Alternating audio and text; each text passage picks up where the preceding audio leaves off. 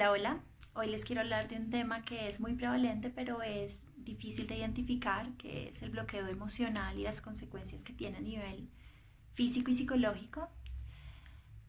Es difícil de identificar porque en principio lo que ocurre es que cuando hay bloqueo emocional, las emociones quedan guardadas como si fuera bajo presión y en algún momento estas emociones se desbordan.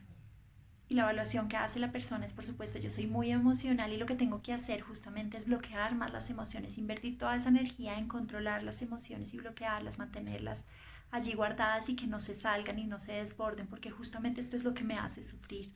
El vivir, el ser tan sensible, el vivir esas emociones de esa manera. ¿De dónde surge este bloqueo emocional? La mayoría de personas han sufrido traumas durante la infancia. Para que hablemos de un trauma estamos hablando de una situación que pone en peligro la vida del niño, que pone en peligro la supervivencia del niño y una de las causas más prevalentes es el abandono, el miedo al abandono por padres muy ausentes física o psicológicamente. Las consecuencias de estos traumas se van a ver reflejadas en la forma en que esa persona se relaciona, en cómo responde, en la forma en que esa persona vive la vida en últimas. Y las personas que sufren heridas emocionales o traumas aprenden a desconectar de la experiencia esa parte que es tan dolorosa. Y esto es lo que conocemos como disociación. Y la disociación se puede dar en varios niveles. Entonces puede haber una disociación con las emociones, con el mundo emocional, una disociación de la sexualidad, una disociación de la desconexión social, una disociación de la empatía. Pero en últimas esa disociación se vive más a nivel somático, a nivel del cuerpo. Cómo lo perciben las personas o cómo lo comentan, cómo lo manifiestan en el afuera. Hay un cuerpo como apagado, como si el cuerpo estuviera entumecido, anestesiado. Hay una falta de motivación, una falta de capacidad de respuesta. El problema es que esas emociones que intentamos suprimir no desaparecen, quedan guardadas en el inconsciente y se manifiestan de diversas maneras. El cuerpo manifiesta muchas de las cosas que quedan guardadas en el inconsciente, de los traumas. De allí que en la terapia es muy importante el lenguaje corporal, cómo actúa la persona, cómo se mueve, cómo se bloquea cuando habla de ciertos temas, cómo acompaña sus conversaciones o sus narrativas. Pero también la forma en que se relaciona, las decisiones que toma y demás, ¿no? Yo, por ejemplo, tengo pacientes que me dicen que no tienen recuerdos de antes de los 10 años, antes de los 15 años incluso. ¿Por qué? Porque cuando una memoria queda desconectada de la parte emocional, esa parte emocional se bloquea, no tenemos acceso a esos registros de memoria de la experiencia. Sin las emociones no podemos conocernos, tendemos a repetir los mismos errores, no podemos aprender de la experiencia y por supuesto que necesitamos las emociones para conectar con el otro, para empatizar. Sin las emociones nos perdemos de un montón de información importante del mundo y de la conexión social.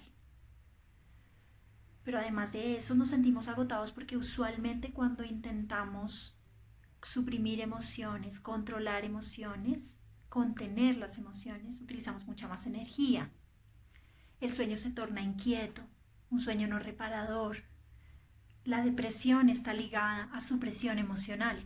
Lo que pasa es que a veces no es tan clara como una depresión, como una ansiedad tan florida, sino que los síntomas suelen ser más una apatía, desmotivación, falta de interés, ya no le gustan las mismas cosas que disfrutaba antes.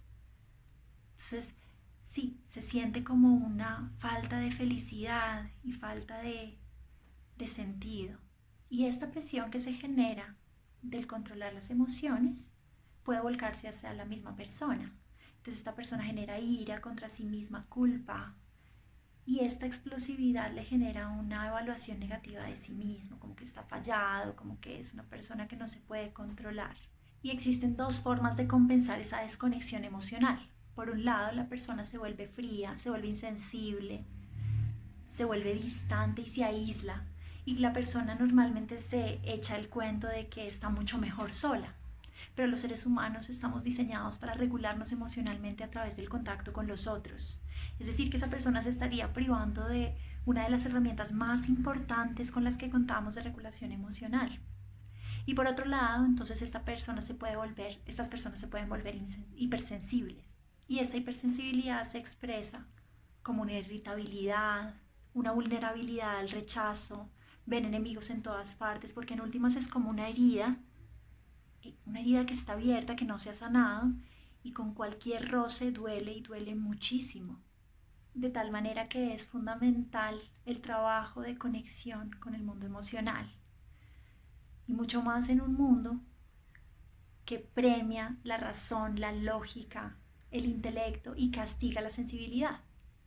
Entonces, de allí que tenemos cada vez seres humanos más egoístas, individualistas, porque no conectan con su mundo emocional, porque lo ven como algo negativo, como algo que hay que trabajar para bloquear y controlar.